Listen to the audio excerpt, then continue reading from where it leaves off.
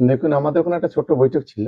বৈঠক সেরে তখন ওই ছেলেটা সুরজ ওখানে উপস্থিত। তারপর আমি ওখান থেকে রাস্তা পার হয়ে যখন গাড়িতে উঠেছি, হঠাৎ দেখি যে সুরজ পেছন থেকে বলছে আমাকে মেরেছে।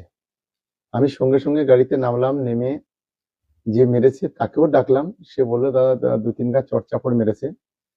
ওর হাতে আগে থেকে একটা ব্যান্ডেজ ছিল। আমি সেই ছেলেটাকে গালাগালি করে উল্টোপাল্টা কথাবার্তা বলে তাকে দিয়ে হাত ধরিয়ে ক্ষমা চেয়ে সেখানে তারপরে আমরা ওখান থেকে চলে গেলাম। কিন্তু তারপর হঠাৎ দেখলাম এখানে আমাদের যারা বিরোধী দলগুলি আছে তারা, বিশেষ করে ভাঙড়ের যিনি বিধায়ক আছেন, তিনি যে কতটা মিথ্যা বলতে পারেন এটা একটা ছোট্ট উদাহরণ। এবং সুরজকে যখন তখনই সুস্থ ছিল, পরবর্তীকালে যাই হোক সে বললো আমি হসপিটালে যাবো। আমাদের দলের কর্মী খয়রুলও সেখানে খবর পেয়ে সেখানে চলে গেল। আমি ওর সঙ্গেও কথা বললাম।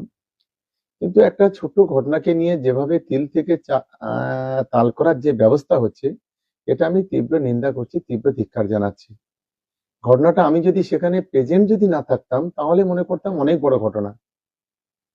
কিন্তু একটা ছোট্ট ঘটনা নিয়ে এভাবে বড় করে দেখানো, এটা অত্যন্ত নিম্ন প্রকৃতির মানুষের কাজ বলে আমি অন্তত মনে করি।